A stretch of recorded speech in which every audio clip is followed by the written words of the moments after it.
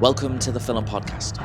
Where some do gore with zombies, Sisu did it with Nazis. Although there was the movie Dead Snow a few years ago, which was pretty decent also. In Sisu, we saw a well-deserved mangling of those far-right scumbags. Each death was a cheer, and as the film went on, the deaths got even more gory.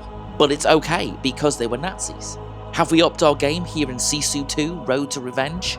Let's find out. I've just seen Sisu 2, Road to Revenge.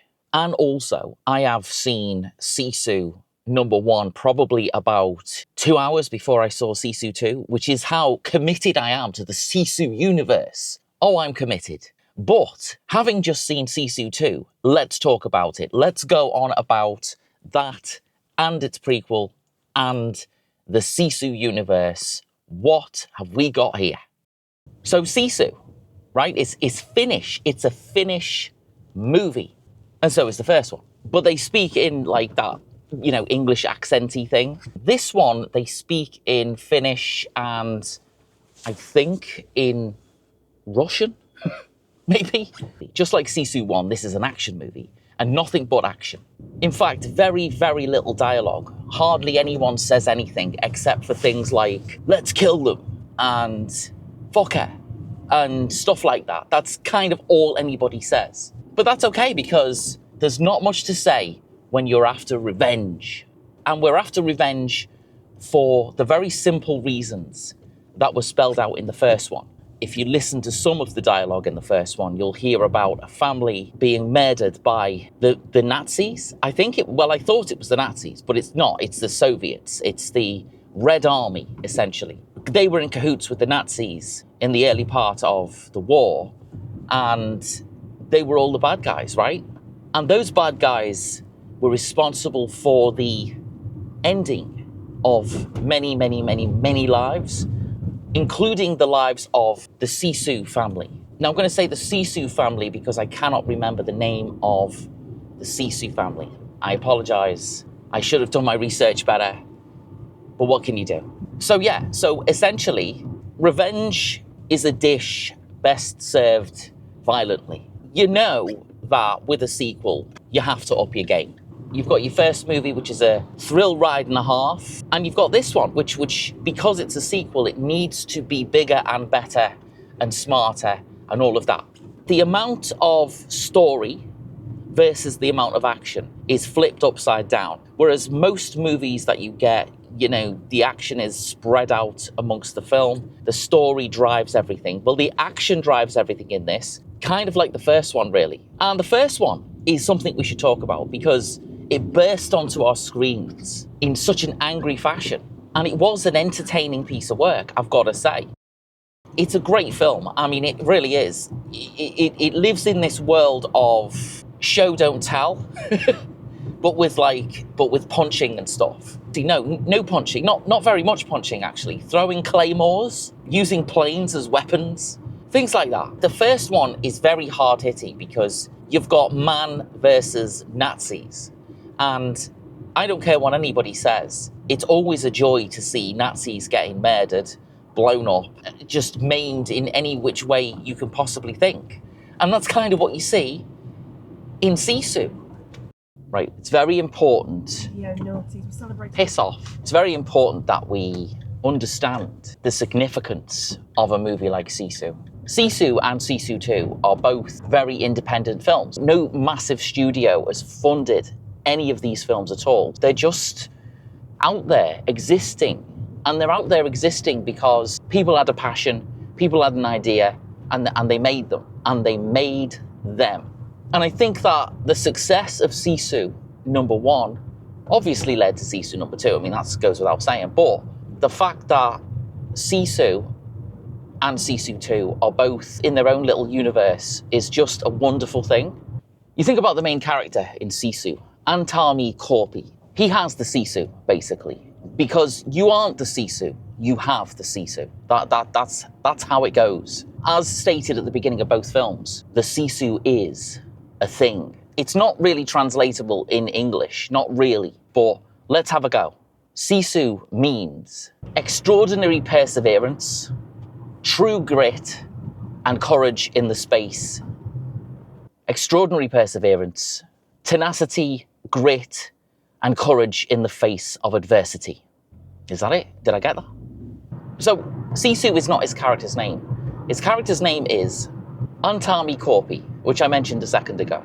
And he's played by Yorma Tomila. Not good at these names. Not very good at these names at all. Oh my God.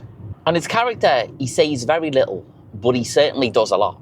You know, the word Sisu, it doesn't really have an English translation. Kind of like the word Kundan, which is a film from Martin Scorsese years and years ago. That also doesn't have an English translation. But both of those things are very, very different to each other. And Antami, he uses the Sisu to wreak havoc on the people that have caused him harm, that have done him wrong, that have ruined his life, essentially. His life has been ruined. Well, in fact, lots of lives are ruined by these people. I mean, we say people, but we don't really mean people. We mean scum of the earth. We mean shitbags. We mean the worst human beings to walk the face of the planet, give or take a few others. Antami uses the Sisu to wreak havoc on his enemies in a way that John Wick would be proud. He would be proud of this. John Wick would love this.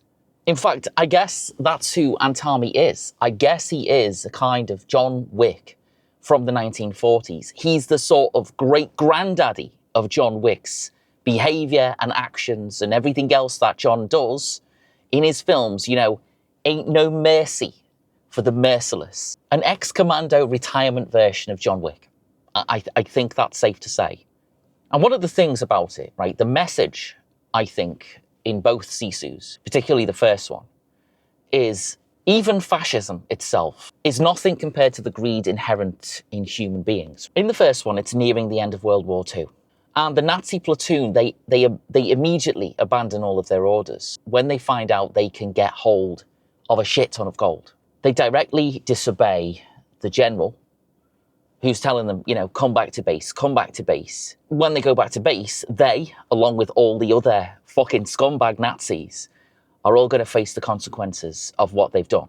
So when you look at it from a story point of view, in a way, those guys have got nothing to lose, right? Because if they go back to base, they're going to get hanged or whatever happened. But if they get the gold, they can make their way out of the situation and, you know, just hide somewhere in Europe and forget about what just happened and you know, create a new life or whatever, or maybe even go to Argentina.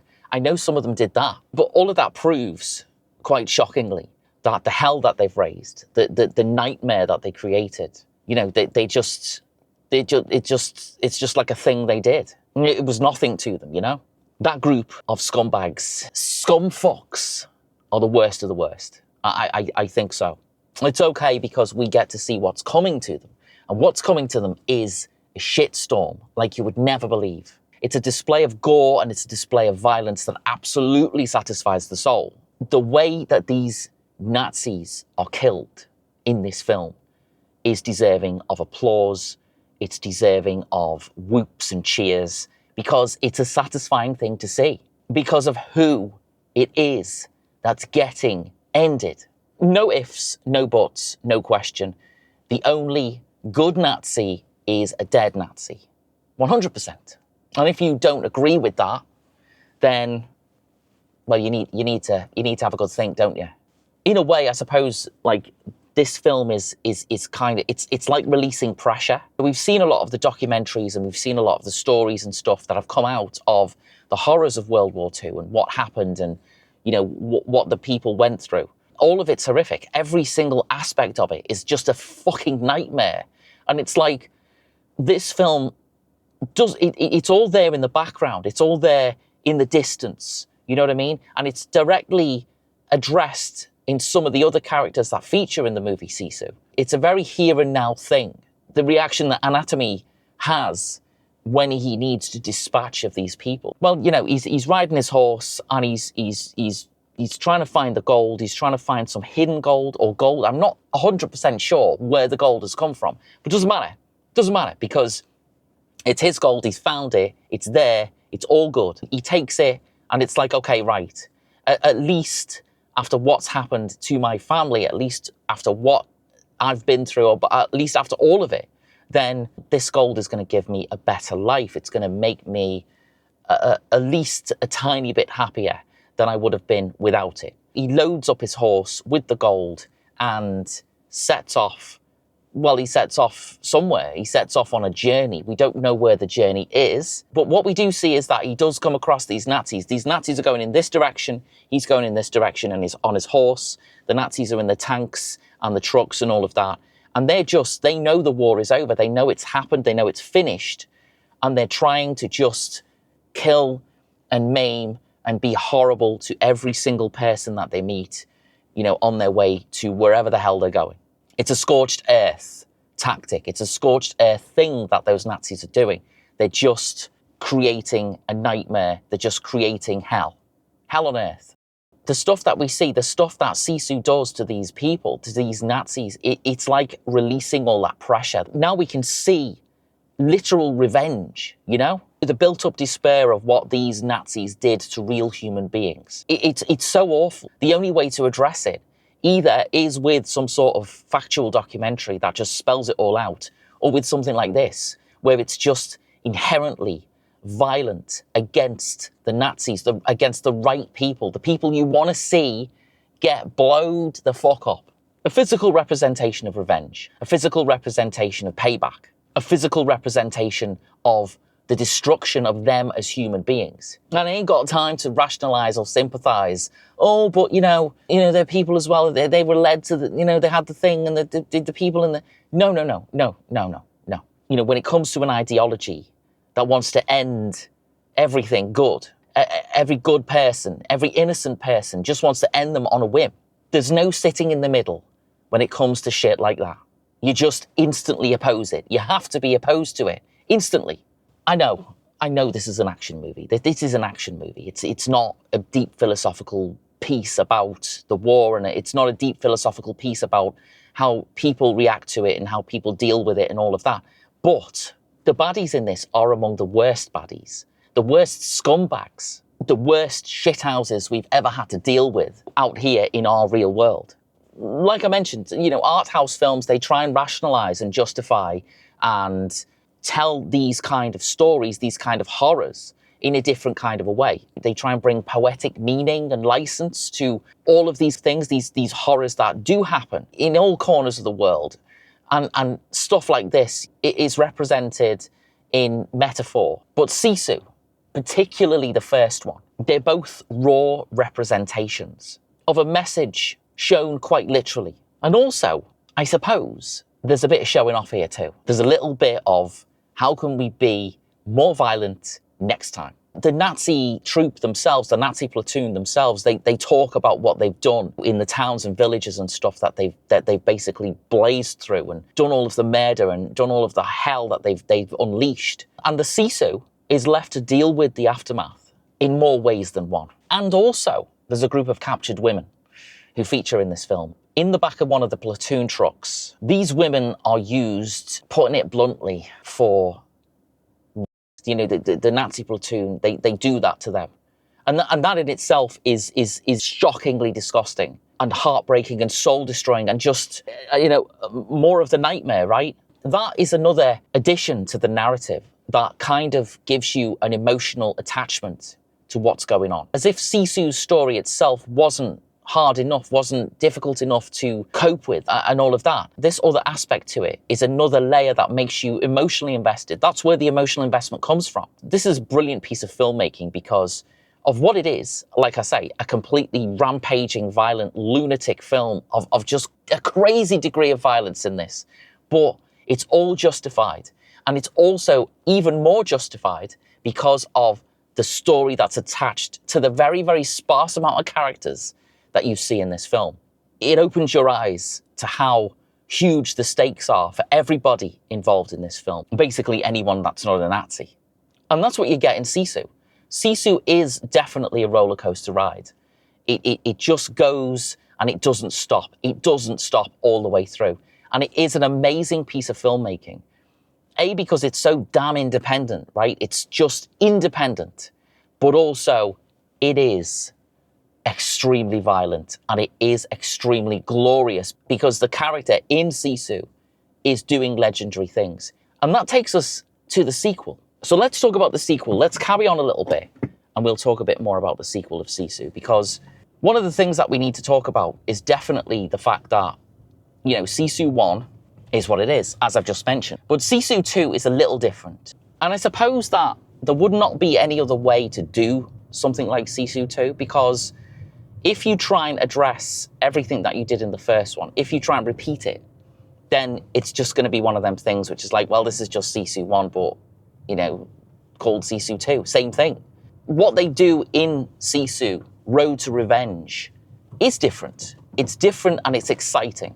And it's exciting because the stakes go from being, let's put what we put in a film as a metaphor for not only the small country of Finland, but also the entire continent of Europe. Let's represent all of that in the fact that, the Nazis in this get, had off, basically.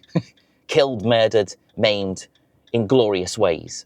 But the stakes in Sisu 2, instead of going bigger, they go smaller.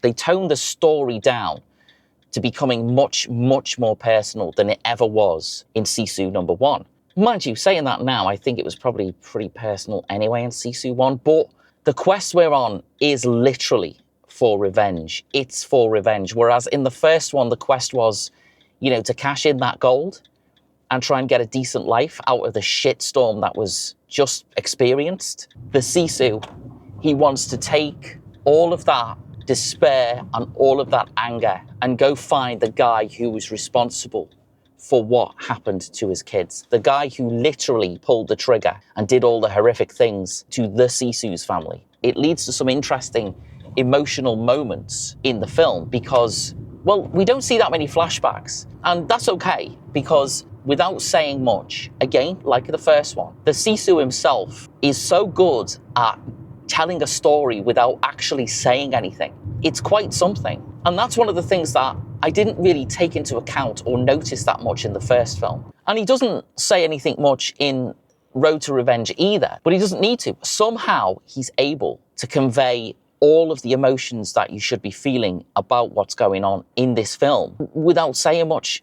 I don't know how he does it. It's quite something. It's quite amazing. That's all because of the actor. That is all because of him. He does that. And I suppose, because he's already played the role once before, he kind of knows what he's doing. He created this character. He gave this character, a life and all of that. It's all solely him. And that character continues into Sisu 2. And that character gives an emotional performance without much emotion. Very interesting and very, very, very, very good. So the Nazis aren't in this. And this I suppose this is the bit that confused me a little because I'm not like a huge historian. I don't know much about the Soviet side of the history of World War II. I do know that they, again, as I think I mentioned it before, the Nazis and the Soviets were working in cahoots at some point during the war. The Red Army has taken over certain parts of Finland. They were invaded and conquered, or whatever word you want to say. That part of Finland became a Soviet place. A sequel, by definition, needs to be bigger, better, bolder, stronger, louder, just bigger in every way, shape or form. I think 100% the set pieces, oh my God, the worst roads in the world here. So it's directed by Jalmari Helander, same as the first one. I guess everybody that made the first one has come back for this one, which is no bad thing. Sisu 2 has not been made by Zack Snyder, which means it still has its integrity intact for sure. Bigger, bolder, stronger, faster, leaner, crazier, whatever you want to say. I think we are dealing with a bit of that here. The first one was exceptionally violent. I mean, don't get me wrong. The bigness of everything in this one is where the difference is. Antami goes back to his old home, somewhere in Finland. It's the place that his family were murdered. They were killed there. Their lives were taken away by the Soviets, who were working with the Nazis to try and take over Europe.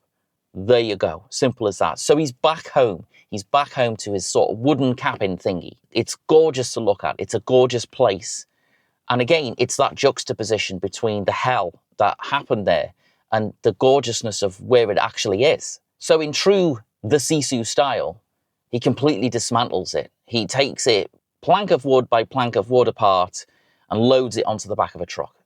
His plan is to rebuild it somewhere else, somewhere nice, somewhere peaceful, so he can honour his family. So because he's done this to his old home, the Red Army get wind of this. They start to realise that he's back. So the KGB agents, they release Igor Dragunov.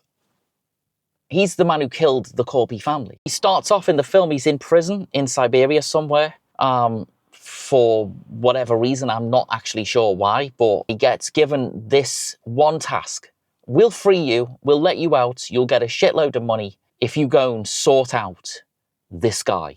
They're all horrific scumbags. They're all whispery, quiety, sort of... They're all horrible. And the film wastes no time. We go from man getting released from prison in Siberia to immediately being on the tail of Atami. That's our first action set piece. We're back, ladies and gentlemen. We get to see the gratuitous violence and the stakes raised, the game upped, deaths that happen to the soldiers that try and capture your man. He's got his truck. He's got a massive truck, as I said before. He's not afraid to use it as a weapon. And we kind of just go from that set piece immediately to another set piece, another violent outburst set piece. It's kind of like it just has outbursts and then it settles down for literally like 2 minutes probably. And then there's just outbursts again. Crazy outbursts. The motorbike set piece is probably it. I mean, okay, think back to Indiana Jones and the Last Crusade. And if you remember in that film, there is a motorbike and sidecar like chase sequence through, can't remember exactly, Austria, I think. The motorbike stuff in this, the motorbike battle, I suppose you can call it. You've got truck versus motorbikes. And it's just fantastic. I mean, it really is as splodgy and splidgy as you'd imagine it is. You know, nobody except Antami himself, nobody makes it out in one piece. Like literally, nobody makes it out in one piece. Baddies, body parts everywhere. Fantastic. Immediately after that, we just go to another crazy set piece, which is involving planes, you know, flying around, trying to get him in his truck. You know, woods are involved. Just again, another fantastic set piece. Loads of visual effects in that particular set piece, though. Loads of special effects, obviously, because, you know, to do it for real would be pretty impossible. I didn't once during that sequence think, oh my God, the CGI is terrible. Because there is a lot of computer-generated stuff in this.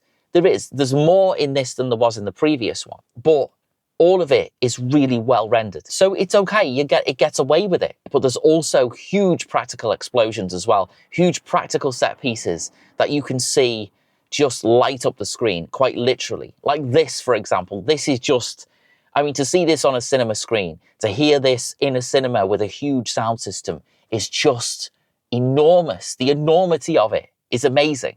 I think I'm going to stop here. I suppose a film like this, it doesn't really matter if you know what happens in it anyway. And I've not really given much away. I've not spoiled anything because seeing it for real, seeing it on screen is where the glory comes from. Knowing about it is fine, but seeing it is just on another level, right? Sisu 2, Road to Revenge, keeps the same themes and it keeps the same sort of inventiveness that the first one kept. The difference is that you can tell that it's got a bigger budget. You can see that from the off. I think the first one itself, the ingenuity of the filmmaking was part of the greatness of what it was. The second one, there is more CGI in this. There definitely is.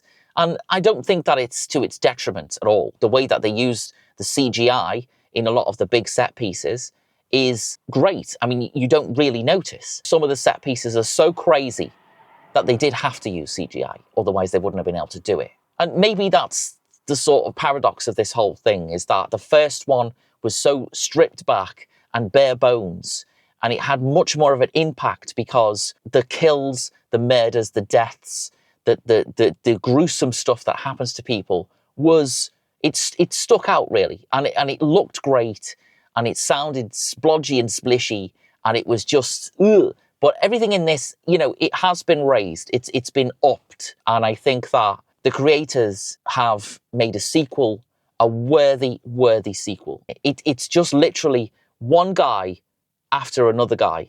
And, again, the revenge is a dish best served violently. Okay, let's sum up the Sisu universe. Both of these films are very independent. You kind of think of them as like Arthouse films, but the type of Arthouse film I've never, ever seen before, or I could even imagine being made. It's quite something, the feat that the director has achieved with these films. And they are his baby. They are his thing. The world he creates here in the Sisu universe is a horrific, but at the same time, a vengeful and satisfactory thing. Nobody needs to be told the Nazis are bad. Nobody needs to be told that this particular version of the Red Army are bad either. We already know that. We already know it. But without saying much, and without doing much except for getting his revenge, the Sisu is wholly 100% entertaining. Sisu 1 and Sisu 2 Road to Revenge are both amazing films. Sisu 1 has all that magic that you get when you get one of those kind of, sleeper breakthrough movies that everybody sees and goes, oh my God, that was incredible. I've never seen anything like it before. Because in reality, I don't think I have ever seen anything like Sisu before. Certainly for its combination of action and its combination of big, massive stakes and its combination of historical, emotional turmoil, I guess. I don't know how else to say that, really. And the sequel is not as good as the first one, but it tries its damned hardest and mostly succeeds. The revenge is the sweetest it could ever be. So, whatever you do, if you're into the first one, you've unquestionably got to see the second one. You've got to do it. If you've never seen either of them, then I recommend you rent the first one, watch Sisu, and then it'll prepare you 100% for what to expect in the second one. Anyway, thank you for joining me on the Film Podcast. You take care of yourselves, and remember this, the dog is fine. So thank you for joining me. This is the Film Podcast. That was my review of Sisu 1 and 2. Films you should see. Take care of yourselves and take care of each other. And I'll see you again next time on the Film Podcast.